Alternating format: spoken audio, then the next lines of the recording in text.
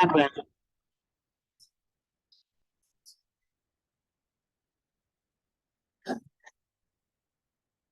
Alan, we'd like to just test the microphone, see if you can hear us and if we can hear you. Would you mind tuning in? I can hear you and see you. Thank you. Very good.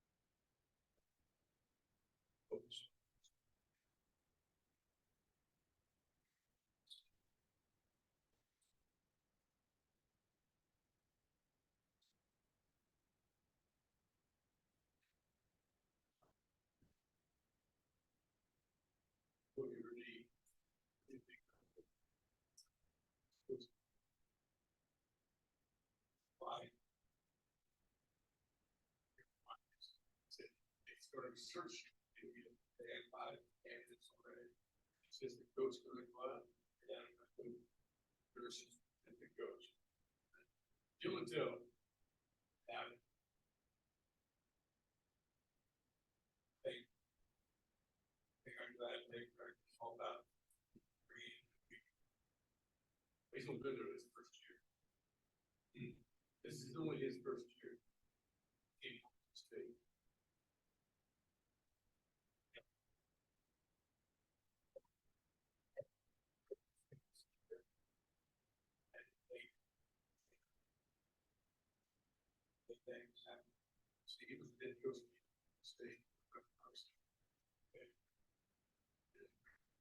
They changed.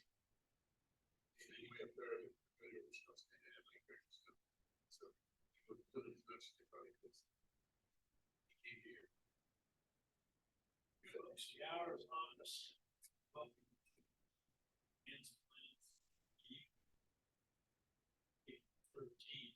Call the meeting to order. And the first item is the approval of the previous meeting summaries. No, I guess first item is roll call, excuse me. Dual, I'm here. Warren? Joe Johnson? Here. Nix? Here. Hartman? Miles? Here. Oh, okay, good. And McKay. We have a full attendance. That's great. So now we have approval of the previous minutes. I move for and- approval. Okay, the only people that Second. voted on this are myself, Joe Johnson, and Hartman. Because we're the only ones that were there. Second, I second it. okay. All those in favor say aye. Aye. Motion carries. Okay, Joe Johnson moved and Hartman seconded. Okay.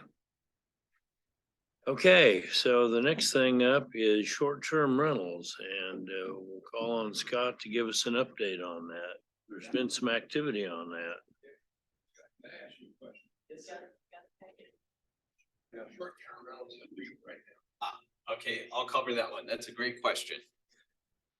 They are. Well, and you are correct to a certain degree. So, this is just intended to be kind of a follow-up to touch base with you all because this item has been to advanced plans before, but there's been some updates and there was actually some information I provided that was incorrect. And so I want to make sure that I get that corrected for you all.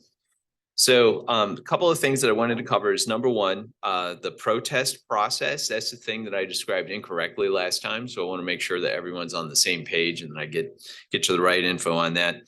Second part is I've got a question for you about notification because we're really using you as a sounding board for what's going to meet the needs of the community. So I'm curious to hear what you've got to say on that. And then obviously I want to answer any questions that come up that you have. And Mr. Johnson's got a question about whether or not short-term rentals are illegal today. And I can explain that. So before I go ahead and dive into the PowerPoint, is there any other questions that members of the group have? Yes, Mr. Doolin. Are there any state regulations that overlay what we're doing here in Wichita? Great question. I've got that one down. Any state regulations that impact? Okay, that impact us. We'll cover that one. Any other questions? Scott, Okay. I have a question. Yeah. Just based on an email I received from the Realtors Association questioning whether or not this what we're looking at doing was a violation of Fourth Amendment rights, and with a request for the attorneys to actually review. Has that been done? It has, and I can tell you with confidence that the city staff person who worked on putting together the licensing requirements, they're very well versed in what's legal and what's not legal. So Okay, thank you. I figured as much, but just wanted to verify. no, and I appreciate the question. I think it's a good thing to get out there, right? So I appreciate that. Okay, well, with that, I'll go ahead and I'll launch into a couple things. And as always, please ask me questions as things come up. So apparently, oh, Amber, thanks. If you can set those by Jeff, that'd be great. Okay, type in, can we go to the next slide? Apparently this one's not advancing for me. Okay, let's see if it has caught up now. Okay, good. There's a little bit of a lag. Okay, so again, the issue with this one, and I don't want to go through the whole PowerPoint, so we're going to skip through some of the slides, but the issue that we're finding today is that there have been some neighborhood issues that have happened with short-term rentals. One of the most famous ones was over there in Crown Heights, where a gentleman was shot.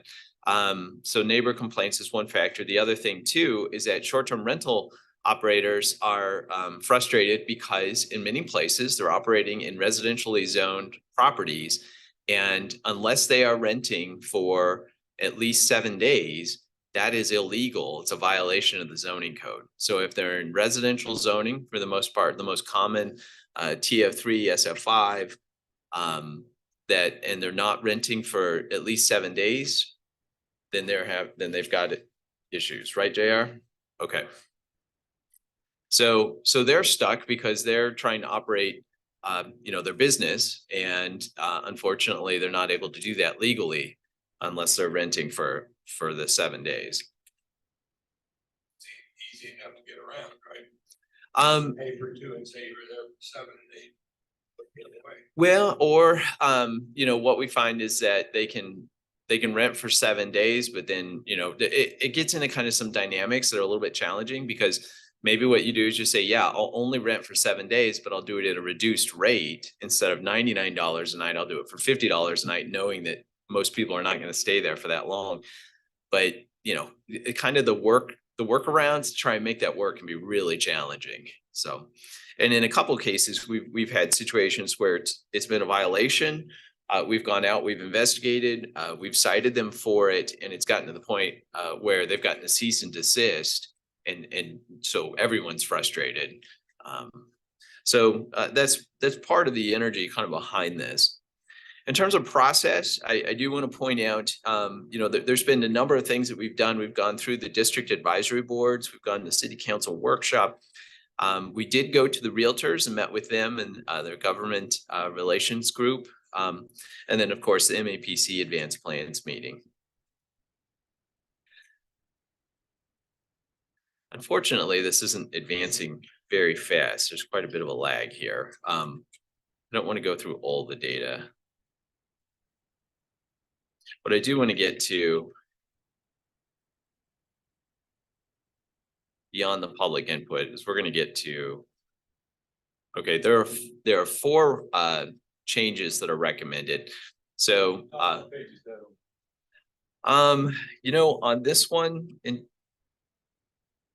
out of the document, it'd probably be good if you've got you've got the PowerPoints in front of you. I don't have the page numbers. It says 42. There we go. On 42 on ours. 42. So the proposed regulations. So there would be changes to 4 things: the unified zoning code, licensing for the city of Wichita, the municipal code, and MAPC policy. So there are 4 things. It used to be just 3, but the 4th one, the MAPC policy, has been added on there because that's the policy number 20, where a sign, the red and white signs, development application signs, are required.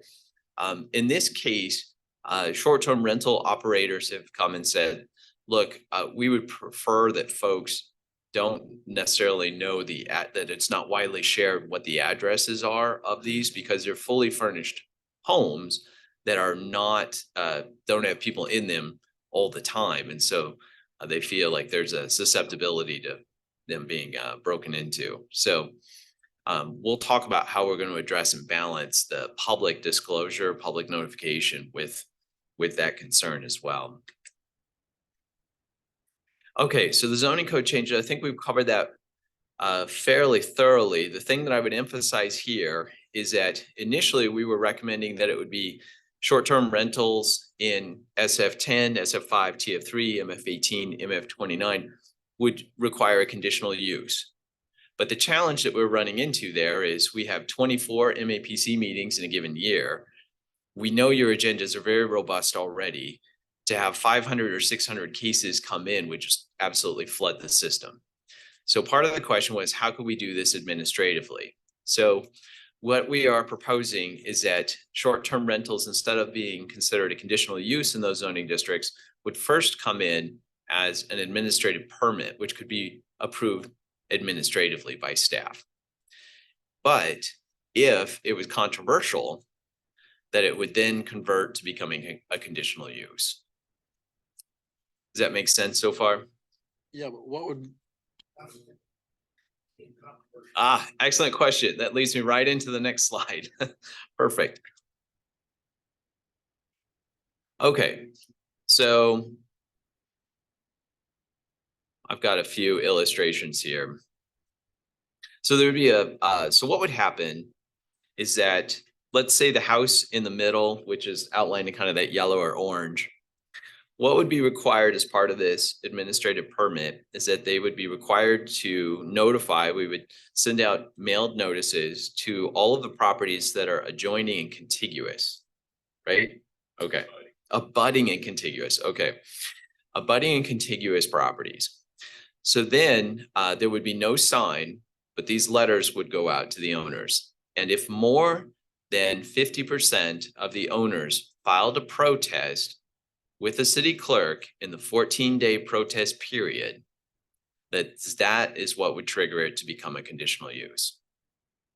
Now, the question for you all is, do you feel like does this public notification process, is it balanced? Does it meet the needs of the community? The other thing too is 50%, the threshold that we should set it at. Should be higher, should be 75%, should it be lower? We figured 50% was a good place to start. Now, the other thing to consider too is that, so this is different than with a zoning case where it's a percentage of property or land area. In this case, it is the percentage of owners. Now, what constitutes an owner is a question that frequently comes up. And in this situation, if you have, let's say, a couple that owns a house, so there are two people who are listed on the title or the deed, in that case, then both individuals signing the protest petition would be counted as one owner. Okay, if you had a condominium that had 5 different units in it, all 5 owners would have to sign off to be counted as one owner towards the 50%. Does that make sense? Okay. So an example that kind of brings that to light, this is in Crown Heights. There's a church that owns 3 properties. You can see them outlined in blue here on the western side of this illustration, this aerial. And then there are 1, 2, 3, 4 single family homes. All of these are considered abutting and contiguous. And in this case, if the church owns these 3 properties, but they're all under the same ownership of the church, it counts as one owner. Okay. All right. Just want to make sure that that point is clear. And the question for you all is if this is a process that will meet the community needs. One of the reasons why we went with this process is because it's relatively easy for staff to evaluate whether or not we're hitting that 50% threshold of ownership. It's relatively small in terms of notification, but yet at the same time, it still provides the neighbors who are most likely to be impacted by this, if there are impacts, provides them an opportunity to be notified and provide input into the process. Scott, so did you make this 50% up, or did your staff make this up, or is this modeled after some other city our size? No, it is a mechanism that we have come up with. Yes. Now, there are other cities, I'll tell you, there are other cities that do have processes that do require, I think Kansas City is the most prominent one I can think of, that do require the neighbors to, I think in that case, they require the neighbors to say that they approve or support of the application for short-term rental. In this case, we don't put the onerous on the short-term rental owner to get the letters of support. In fact, we do it the other way, which is that it's on the owners who would be, if they're upset with it, to submit the paperwork into the city clerk.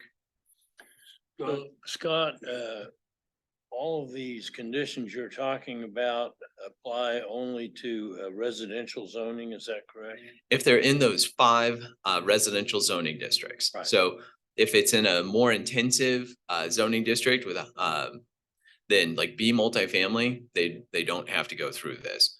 Likewise, commercial zoning wouldn't have to do this. Yes, sir. Scott, using the example that you have up there, Uh-huh. you say the church owns the 3 across the street from the subject property. The ones right abutting, I'll go ahead and point them out here.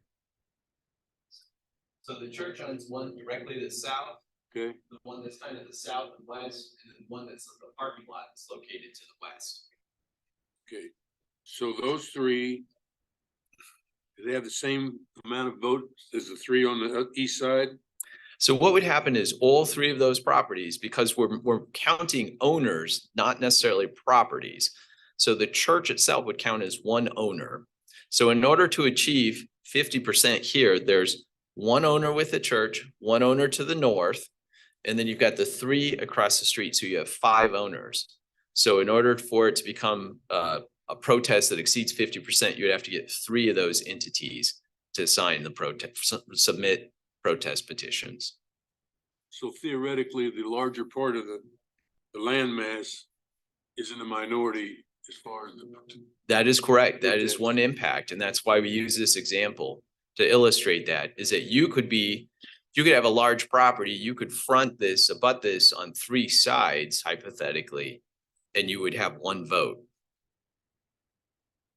But the other thing too is that it's again, this is an easier mechanism for us to do those counts quickly. Yes, Scott. I mean, I'm new here, but just because it's easier, does it mean it's right? I mean, Mhm. it doesn't seem quite right to me. Just hearing it for the first time. Sure, sure. Well, one of the challenges we had is, okay, another option would be to divide it by property. But when we talk about dividing it by properties, then we get into, well, do we count it as lots? Because each of these parcels is probably made up of 2 or 3 lots. Do we count it as a tax parcel? Do we count it, how do we divide up the property? And that became a challenge for us to figure out. So that's another reason why ownership was seen to be as easier. Scott was on petitions for paving and stuff, it's 51% land ownership or 51% of the people in the area. Could something like that be used?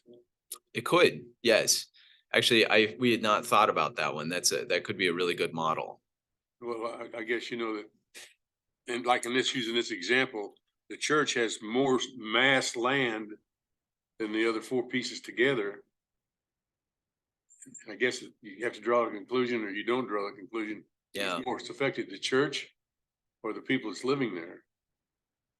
It could work either direction is what I'm trying to say. Yeah. And in this case, it could be a church or it could be a rather large single family property. We just use it for geographic example. But isn't that right? On paving and stuff, they go 51% of land ownership? Or 50? I'm going to actually turn to Jeff and see if he can share, if he has any insights on that. I'm sorry to put you on the spot, but. I'm sorry, I will have to look at that again. I don't know if it's the land. Because typically our protest petitions involve both the owners of property and the land itself. And so in this particular case, if you do it one way, the church could be viewed as being in the minority because it only has 1 vote. But if you take it based on land, then they have a supermajority.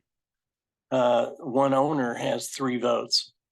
And so we've wrestled with this in a variety of ways, and the owner, bringing in the land component of that as well, given the particular volume that we're dealing with, seemed to be a bit burdensome. So, but as far as the petitioning for, streets and stuff, it is the owners of property, but I'm not sure how they take the land in consideration with that. We can look into that and bring an answer back before the MAPC meeting at 1:30 today. And this is why I love bringing these topics to you, because it gives us an opportunity to look at it from a variety of different directions. I don't know that there is a right way if you don't know the truth. It is challenging. That's what we found. Yes, sir. Yeah, if you just went on square footage, I could see the point there where the church is a lot bigger than the other parcels, but Mhm. I think looking at what we're doing here, I mean, it's more impact. I mean, it impacts usually the residential owners more, I would say, than probably the church. Mhm. But so the way you're doing it sounds pretty good to me, but I would think, over 50% would be a better thing than just saying 50%. So that way, Mhm. you don't get where you got half and half, and then what do you do? Yeah, and I think in the zoning portion, we refer to it as greater than 50%. To that effect. Can I throw one more monkey wrench in it? Yeah. Is that owner occupied or is that ownership only? This is ownership only. So it could be if it's a rental and the owner, similar to the zoning cases, if the owner submits the protest petition, it would count.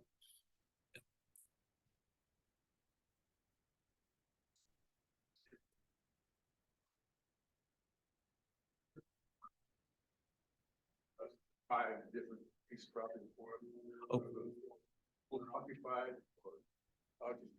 Is that 5, 4 of them owner occupied? Are they all owner occupied or none of them in relationships?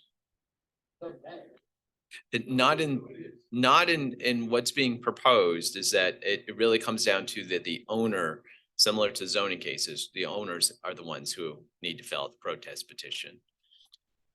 That raises a question too, because in this example, you have a parking lot.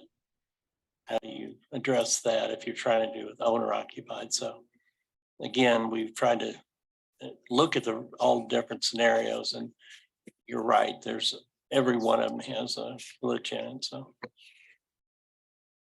And what I would do is for today's discussion, you've got a copy of the PowerPoint that's been distributed. But for this afternoon's meeting, you've got the entire packet does have both a copy of the proposed changes to the zoning code and the ordinances that would go with this as well. Good discussion. Any other questions on this one? Yes, sir. It's a question, but well, it is. Uh-huh. The purpose here is to try to eliminate too many cases that would come before the MAPC. Well, it's a balancing factor. Yeah. And I think in essence, that's one way of putting it, because we want to make sure that the ones that you are seeing are the ones that are controversial, and that the ones that are not controversial, we've got a smooth process for. I guess my thought is this: in the age of not in my backyard, they're all going to be controversial. So, I mean, we're back to the point where we're going to have everybody coming anyhow. So my thought is there any thought given to a special committee and a special process that would be shorter and less encumbering on an applicant if we go through this deal? Yeah, that was one option actually, is to consider doing a subset of the planning commission to review these as they come in. We're suggesting this one because we feel like it provides that expedited process while also balancing the opportunity to get to controversial ones for public discussion. The other thing was establishing the second committee or a subset of a committee. It was just, it was one more committee, one more group to staff. It is an option though, if you all prefer to do it that way. We could look at moving in that direction. Why don't we try it the way you proposed? And if it gets laborious, we'll look at an option. Well, and I think also looking at the percentage in terms of the protests, if it's, greater than 50%, is that the right number, or does it need to be 75, or again, is there another process? One thing that will be challenging is that once this is put in place, we anticipate, we're proposing to give the owners 12 months to come into compliance. And that is in order to try and provide some breathing room for both them and for us to process, to apply for the cases, to process the cases. And so the challenge is to not get flooded right out of the gate, because there's 500, 600 of these. And so we're hoping that this process, combined with that 12-month period to get everything up to snuff, will help kind of smooth out things a little bit. One more question. Yeah, This time. sure. Effect of this ordinance on homeowners associations that have similar restricted, and I've already talked to Jeff this morning, so give me jurisdictional control. Sure. So this would not override HOAs. If an HOA does not allow for short-term rentals, that would still be the case, even with these changes.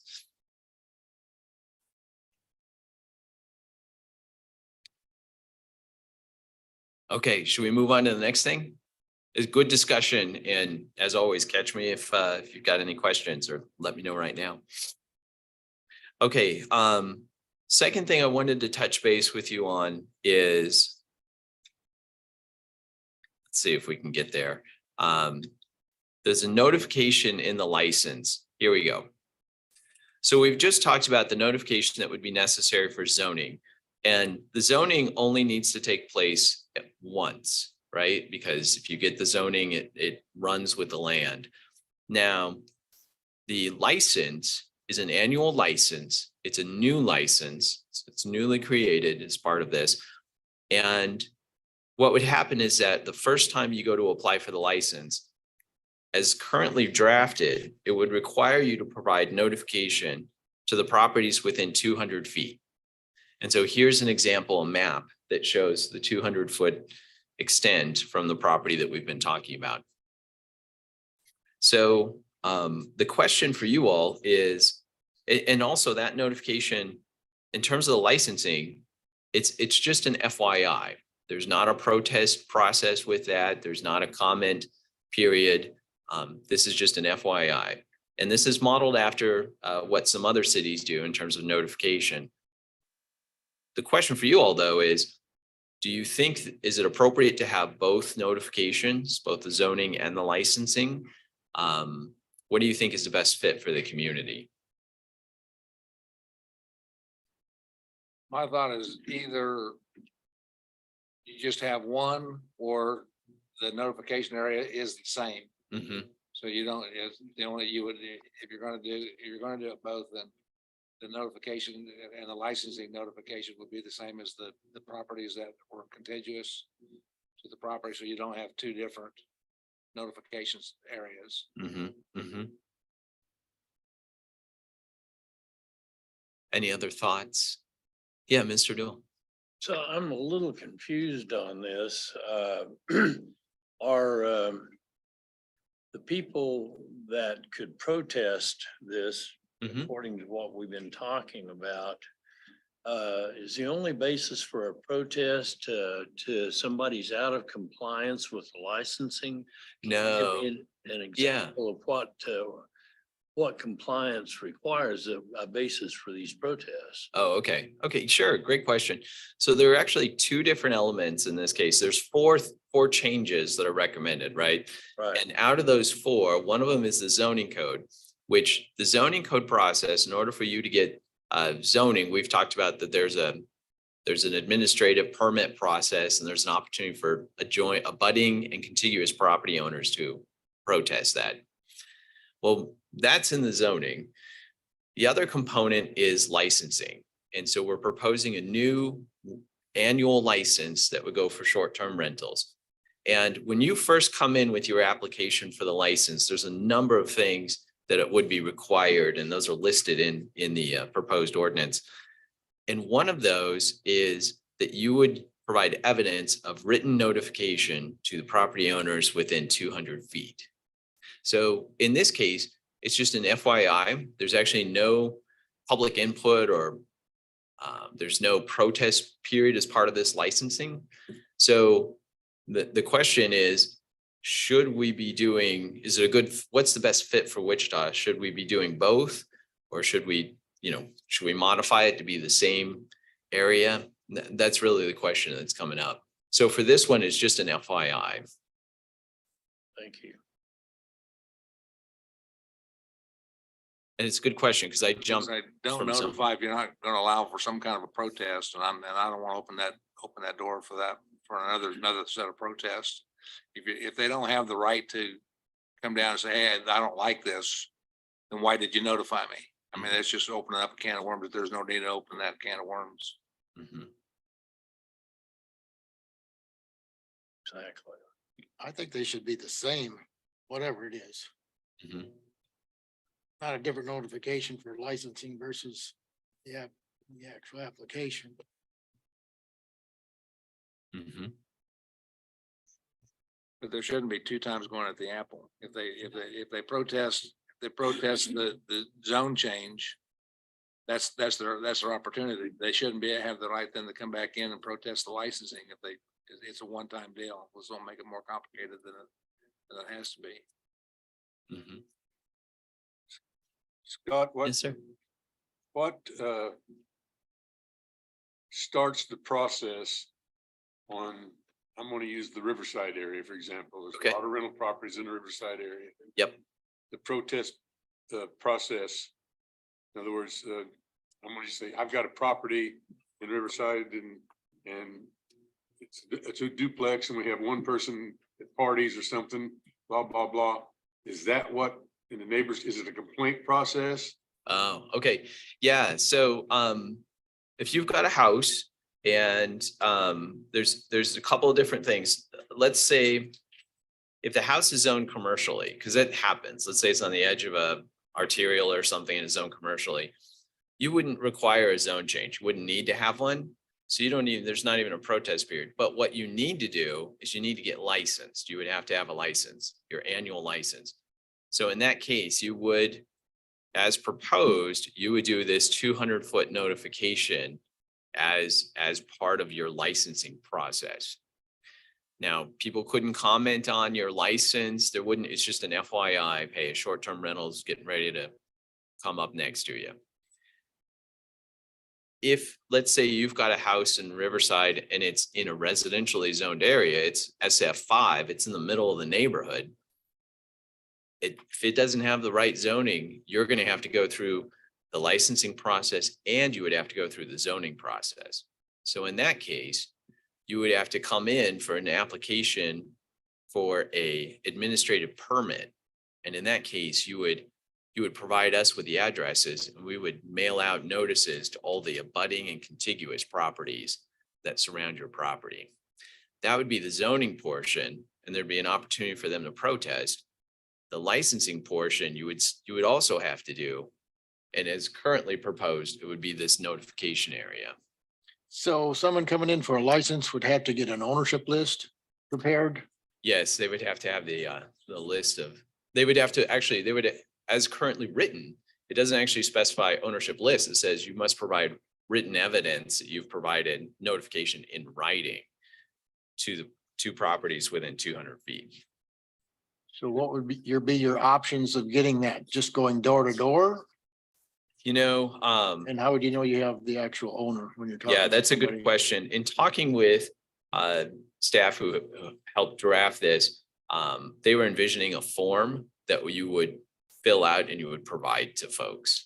So it'd be standardized. Well, Scott, I go back to the Riverside area because it's so Yeah. diversified. Delano's basically the same way. But if you got a property there that's got, there's a number of those big older houses that have been made in like triplexes. And Yeah. stuff like that. How's this going to affect existing owners that's already there and stuff? Well, there's two different things in terms of, I think that's why the short-term rentals subject is warrant, it generates so much discussion, is because you've got opportunities for folks to operate short-term rentals under this proposal. You would have a lot more opportunities for them to operate them with shorter duration stays. And I think the conversation for our community is it a good fit for Wichita, and where should it be allowed to happen and how should that process work? So I think in Riverside, where it's so mixed, you could have a short-term rental operating out of an apartment in an apartment building. You could have one operating out of a single family home or a duplex. So it could be pretty widely dispersed. So the key to kicking this off is the 7-day thing that's back here earlier in this presentation.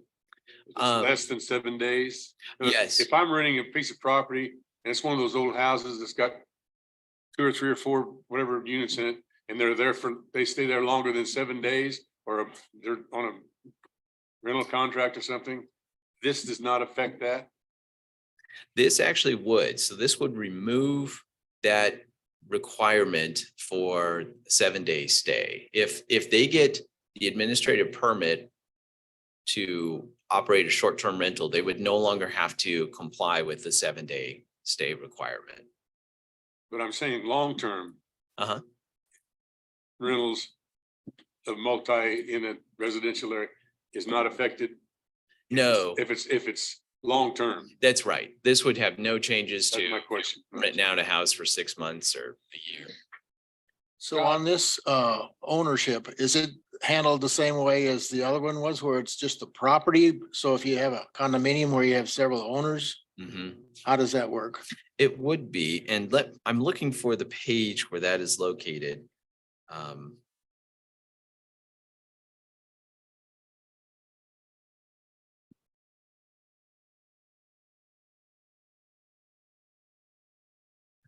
believe it's under the application section. Okay, here we go. I'll read it out to you. It's item Q under, I believe this is section 8 in the proposed ordinance. Yeah. So it says proof of written notification to, and this is what would be provided as part of the license application, that the owner would, or operator would come in with proof of written notification to all owners of record of any property within 200 feet from the property line of the short-term rental. Must be made prior to filing the initial application. For each such property, proof of written notification shall be 1, signature of an owner, 2, a signed receipt of U.S. registered or certified mail addressed to the owner, 3, notice from the U.S. Postal Service that registered mail to an owner was refused or not timely accepted. It is only required to be that notice be provided to such property owners. The lack of consent or approval of the license application by the property owners is not a factor to be considered in the approval or denial of the application. And again, that's for licenses. One more question. Yeah. Again.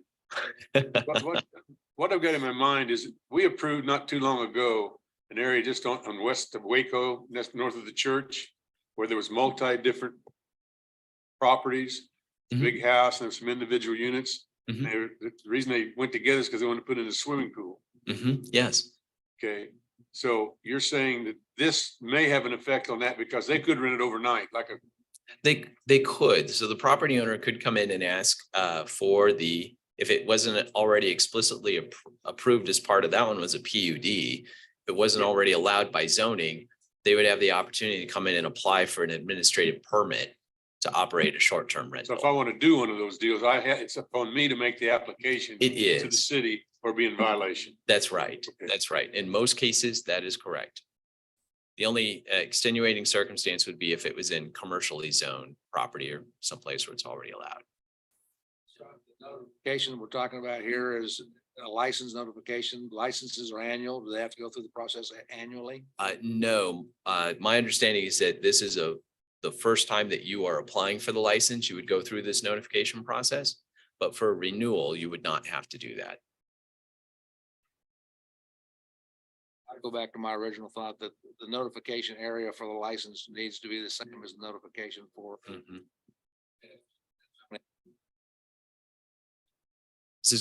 It's good feedback to get, and this is something that you will be asked to consider also this afternoon.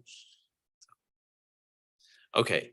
Well, those covered, I wanted to cover the protest and clarify any questions about that. We also have a memo that's included in your MAPC packet with further clarification. Number 2, I wanted to ask you the question about notification. We've done that and gotten some feedback, and I very much appreciate that. Third one is the question that Mr. Johnson had about are these illegal? And we've covered that, specifying that in most residential zoning, they must have stays of 7 days or more, right, JR? Okay. And then number 4, there was a question that came up about state regulations that impact short-term rentals. And one of the things that we've been looking at is case law, not necessarily state statutes, because there really isn't anything directly from state statutes that is addressed to short-term rentals, not at this time. However, there is quite a bit of case law involved in inspections and advertising and a whole host of things that does affect how you can regulate short-term rentals, not directly, but because of these different components.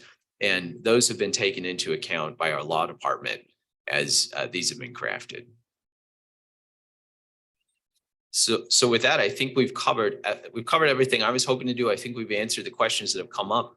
Is there anything else that we should address? Yes, sir. Sure. What is the insurance for the 200,000? Sure. So the insurance is for it's really a twofold thing. Number one is if anything should happen to someone, should like a stair railing break and someone was to get injured while staying at the property, it would provide insurance for that. The other thing too is it would provide insurance if a guest or someone was to damage your property. So there's two parts on that. And that is based on what is in the licensing requirement.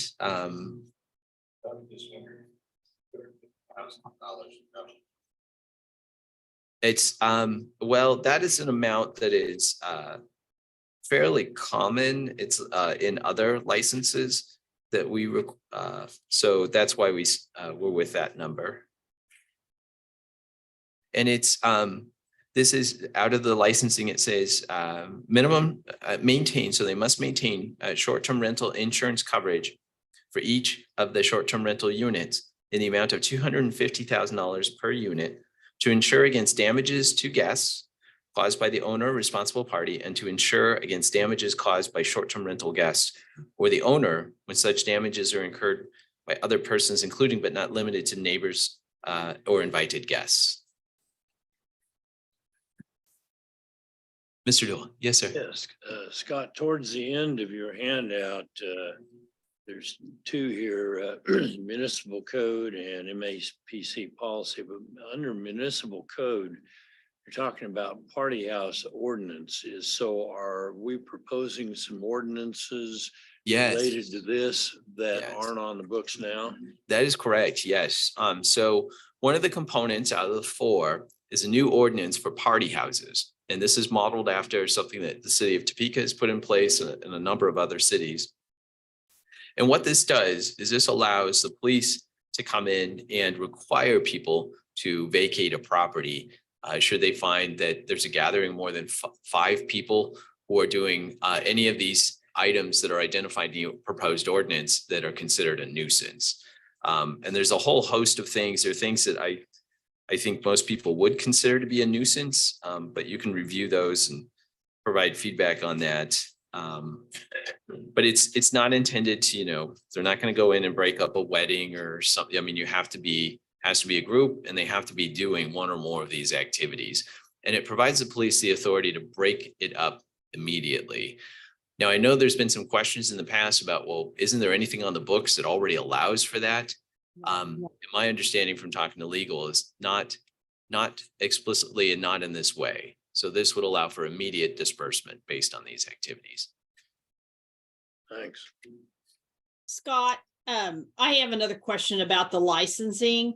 So it talks about the maximum overnight occupancy is limited to 2 adults per bedroom plus an additional 2 adults, and then no occupancy limit for children over 12 years old. I mean, under 12 years old. So I guess you can have hundreds of those. But my concern, I guess, about that, as somebody who has a large family, and sometimes we go different places, we travel together as a family, and maybe we've rented an Airbnb that has a loft area that's considered 1 bedroom, but it has five double beds in it. According, if there was a setup like that somebody had, according to this, they wouldn't be able to do that. That's concerning to me. Okay. I think that's an interesting question, because what's asked for in the license application is a scaled plan showing the layout and square footage of the unit, and also a maximum occupancy of the short-term rental unit. So I think that those 2 things will help inform staff about what the maximum occupancy would be. In terms of the requirement that's in the license, I believe, my understanding is that it mirrors what the maximum occupancy is for at least Airbnb, but possibly other short-term rental programs. So in terms of whether or not you can use a deck or a porch or a place other than a bedroom to count towards the occupancy, I think I'll write down that comment.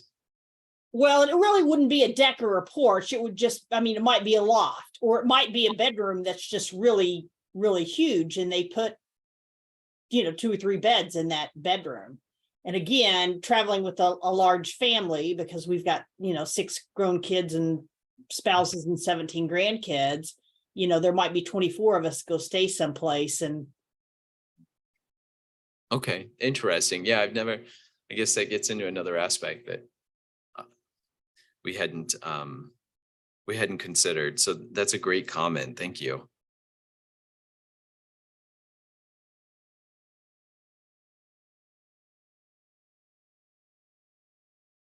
Okay. Any other questions, comments? Okay. Thank you, Scott. Appreciate your presentation, Thank you. your patience. So moving on to the next item is the MAPD budget for 2024 program options. You're still on, sir. I am. Well, on this one, we've got another PowerPoint that we're going to switch over to. And I apologize, I was a little bit rushed in getting this put together, but I think we can talk through it. My goal here is to give you information about how we've been operating and to give you also information on what we've proposed as part of the budget process. Jeff, there are some handouts next to you. There are 10 handouts from the current budget. And so we just pass these out as reference information. And for those joining online, you can go to wichita.gov/finance and you can find the current budget planning department, and that will be there. So, okay, what we'll do is, again, the draft concepts for consideration and conversation. And type in, I'm trying to advance it. There we go. So in the interest of time, I'm going to try and breeze through this relatively quickly. We can always get you a copy if you want a copy of the PowerPoint later on. So a number of things go into our budget ideas, performance, mission, goals, trends, financial context. So in terms of the context in which we're operating, so in terms of the process context, there are really two documents that are very important in terms of funding of projects, programs, staffing, and that comes down to the budget and that comes down to the CIP. And in this case, we're going to talk an emphasis on the budget. We'll talk a little bit about the CIP as well, but we're really going to emphasize the budget. The budget is due in August. The CIP, it can vary, but as you all are familiar with the CIP, that comes to you for you to find that it's in conformance with comprehensive plan. The big picture of 2023 to 2027, both the city and the county are forecasting that there will be challenges, structural challenges in terms of funding. They see that costs are going to exceed revenues and that it's going to get worse. The gap will get bigger the further out that we go. So in the case of the city, they see a gap of, really no gap in 2024, but by 2027, they are forecasting a $22 million gap between revenues and expenditures.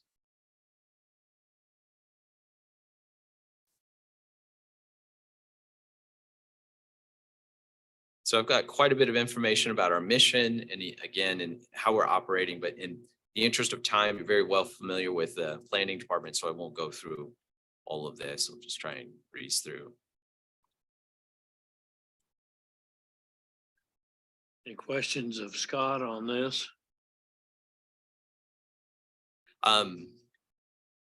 Looks like no questions so far. I'm going to go ahead and try and skip down to just our program options to try and speed things up for you. So Scott, what's causing this big gap?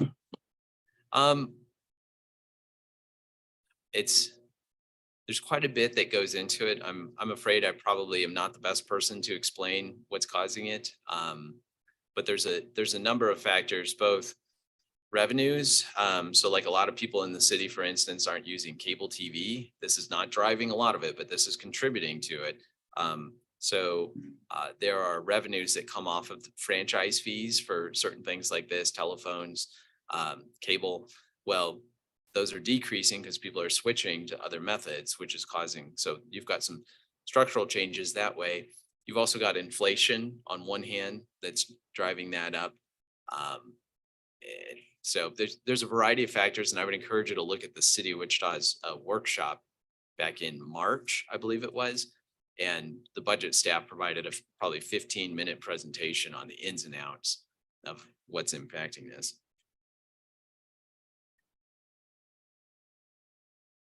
Okay, we're getting there. This is just taking a little bit.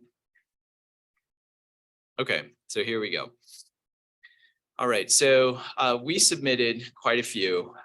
program options that we submitted, I think about 18 of them. Okay, if I can get to the right slide. Okay, so the first one that we submitted was to adjust the fees for inflation. So the last time that the planning fees were updated was back in 2018. And since 2018, we've noticed that inflation has gone up by 18%. So one of the questions is, do we adjust the fees to keep pace with the inflation or do we not? And so that is a question that's coming up. A 10% increase in the fees, and we did this in a very simple fashion. We took the amount of revenue that had been collected, but just based on the activity from last year, and multiplied it by 10%. So it would increase, it would generate $36,000. And likewise, a 20% increase would generate $73,000. So that is one thing to consider. And any questions, comments about these, I'm certainly happy to take that. The next one then is fees for annexation and de-annexation. We do not charge fees for annexation or de-annexation cases. They do take staff time to process them. So the question is, should there be a fee for these? What we've done is we've modeled this based on comparable cases and the amount of staff time that they take. At this point, just based on last year's numbers, we estimate that it would bring in an additional $20,000. But we also know, just like the last one, that this is a very sensitive topic. And so we're looking for, is there what's the right rate to charge? Because we don't want to discourage people from annexing into the city, but at the same time, we're trying to ensure that we're not relying on the general fund subsidy as heavily.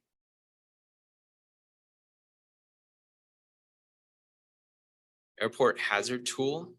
So JR and staff conduct the airport hazard analysis. This is looking to see if developments that are in select areas if the height of those developments are going to cause any conflicts with airports.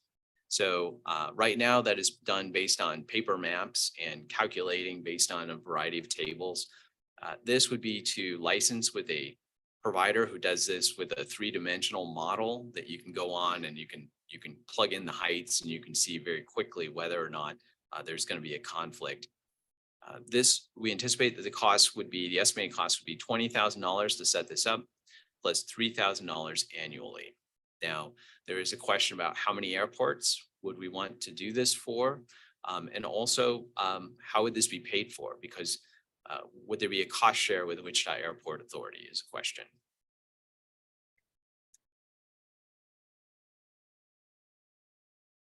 In a similar fashion, we're looking at an update for the airport hazard text and also for the map. What we're seeing is that the airport operations that were envisioned and were in place when these were developed have modified over time. And so this would be an opportunity to see if those are aligned with what's currently going on today and what's forecasted in the future. We anticipate that this would be a one-time $30,000 expenditure. And again, questions come up about, would the airport authority contribute to this? Would this be a city and county thing that both could do? This is one planning department temporary caseload support. This is something that has been funded in the past. I believe for the last 2 years, we've been very fortunate to get this and would like to continue this in the future.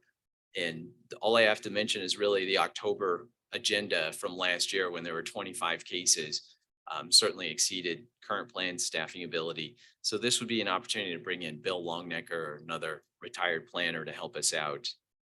And we see the cost at $75,000 annually to do this. Sorry, 7,500. I'm so sorry. Yep. Task management system. This is kind of getting into the weeds, a little bit nitty gritty, but we don't have a great system for tracking who's assigned what task and what time it's due and how is it completed and how did it meet expectations. And so this would be for a $10,000 expenditure to license with a system to do this.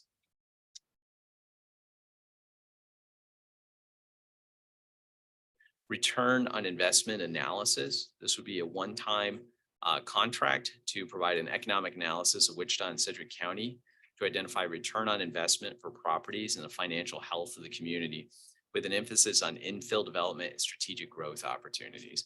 If you've seen the map that Stephen Banks did years ago that had value per square foot, it was, I thought, a very informative map. What it showed is at the core, you see a very high value per square foot. You also on the edges see a high value per square foot, but there are areas internally where it's not as high. And I think this raises a question about, for me anyway, are there ways that we can get reinvestment into existing neighborhoods that can help raise the property values and also quality of life, but in this terms measuring value per square foot? Because in some instances, there are blocks in Wichita where there are smaller homes, but there are many houses on one block. And so if you can raise the value of those properties even just a little bit, it can have a substantial impact on the financial strength and resiliency of the community. And I think it points to the impact that infill development can have. Let's see, next one is parking goals, aligning parking goals with parking requirements and minimums with community goals. So this would be to hire a team that would help us go through this conversation with the community and find out what is the right amount of parking that should be required. And in some areas, should parking be required? And I raise that question because in Delano, a lot of the rezonings that you've seen for a number of years have been solely to get away from having parking requirements. So it is, I think this would be an exercise to say, what are the best practices? What's a good fit for Wichita? And how should we move forward? And in talking to the community, we may find that, you know, maybe it's good just the way it is, but this would allow us to do that conversation. The next one is comprehensive plan update, land use guidelines, and future land use map. You know, an example of what this would update is just recently we had the case out on West Central. It was Central and Ridge, where the future land use guide recommended residential. And I think unanimously, the Planning Commission voted to recommend approval of a commercial operation there. And I think that's an example where our future land use guide does not match up well with the community goals and needs. So this would be an opportunity to update that, as well as our land use guidelines. That's the text in the comp plan. And we could use additional guidance, I think, on car lots. That has been a really controversial one lately, or at least generating a lot of discussion. And I think we could use some additional guidance on that. Planning department office designs. This would be to do designs for the department here. We are, if we fill every position that we have, we will be out of seats for any interns. And so this would be an opportunity to find out what's the most efficient use of our offices and how can we do a little bit better. Wesley Hospital area plan. So this would be to do a plan of the Wesley Hospital area. We had a controversial case out there. So this would be an opportunity to look at that area more in depth. In a similar fashion, we have the WSU area plan. So in any time that you've got an organization or commercial zone or a district that's growing and it's next to a residential area, you're going to end up with conflicts. And these are plans to help kind of try and sort that out ahead of time. Missing middle, housing designs and development. This would provide a one-time funding to review the importance of infill development, a guide for how the city can better achieve the places for people plan. And what would be produced out of this are housing designs, economic feasibility analysis, recommendations for programs and changes, return on investment analysis, and zoning code updates. And one item's proposed here is incremental increases. So if you've got a single family property, that it could incrementally automatically go up to duplex. I don't know if that's a good fit for Wichita, but it's an idea, a concept to consider. Okay, short-term rentals, this is where I ran out of time in putting this together, but we also applied for short-term rentals and we have a whole package on how that would work in terms of the fees for licenses, the fees for zoning applications, how those would be staffed. One of the ways that we're proposing to handle the influx of applications for zoning cases generated by short-term rentals is to contract with a consultant to help process those, the administrative applications. The other thing too is that for the licenses, we will need additional staffing down in zoning enforcement in order to be able to process those. So we're proposing to use the license revenues to help pay for that. So there's a package in there, but in some, that's the most important in terms of staffing. The other thing too is that for licenses, we're looking at using the revenues to contract with a company to help us with monitoring. So monitoring the Airbnb site, the VRBO, those kind of things. They've got very specialized systems that do that. Traffic calming education, this has been one that we've proposed for a couple of years, but it would be to secure funding to do traffic calming education about what are best practices, talk with the local development community about what they've seen work, what doesn't work. Just an education opportunity. Neighborhood health dashboard, this would be to create a web page that would have neighborhood boundaries and talk to you about metrics in terms of population, how is the neighborhood doing? Not necessarily physical health, although that could be included, but economic and vibrancy, code enforcement issues, those kind of things. Okay, and that takes you to the end. I know that's a lot, but what I wanted to do is let you know what we're proposing.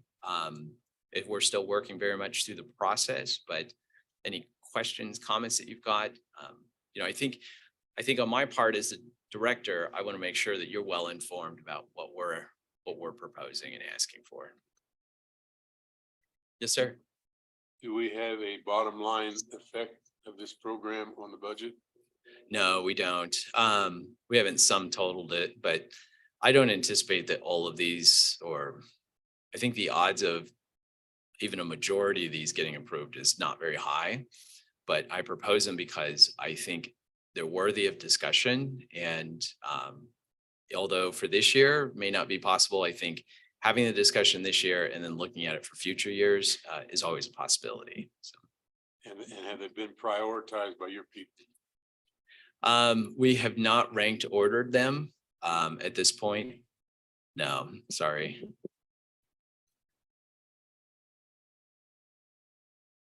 Are there any other comments or questions for Scott? I would just make a comment on some of these things that you're proposing, studies such as land use in certain areas and neighborhood health and that kind of thing, that there be some discussion about what are you going to do with the results of those surveys to affect what you found out. Yeah. No, I think that's a great comment. So thank you. Okay, well, then the next item up will be the committee members to review submitted projection options, provide comments and make recommendations as desired on the CIP. Yes. For this one, I did not put together a PowerPoint. This one is fairly simple. For the CIP, each department is able to submit projects for the city and both through the county. For this year, what we submitted was just one item. It was fairly simple. It was for sidewalks to be installed, not on arterials. That program already exists, but sidewalks along local streets and collector streets. The amount of it was fairly modest. I believe it's $50,000 that we submitted for, but so it's fairly small. But the idea is to provide those missing links and connections. We were going to do a more expanded submission based on the neighborhood plans and plans that have been adopted. However, we were not able to compile the list of those, but that gives us a good opportunity to compile that list and bring it back to you to find out if those projects are still relevant for Wichita and for Sedgwick County. So that's something we look forward to doing in the future here. Okay, now we move on to project updates. Again, sir, you're on. Yeah, I don't want to spend a lot of time given the time right now, but just see if there's any questions. I would just highlight that it shows that we continue to remain busy, and you can see the MAPC caseload is still fairly high, although subdivision cases have dropped off quite a bit, but I believe that we're still very busy. It's just that you're not seeing them at the MAPC quite yet because there's quite a few that are coming through as preliminary plats. So they take a couple rounds before they get to MAPC. Any questions, comments? Thank you, Scott, for your update on all these. You bet. Thank you. Now, we'd ask for any public comments from anybody present meeting today or virtually. If you have any comments, please come forward, and you have 3 minutes. Any comments, questions? If not, I believe that concludes our business. Pardon? Any check, if anybody virtually wants to comment? Yeah, I asked for virtual comments. Is there any? I didn't hear any response. No, I don't think we have any. Thank you for your attendance. See y'all in a bit. Bye.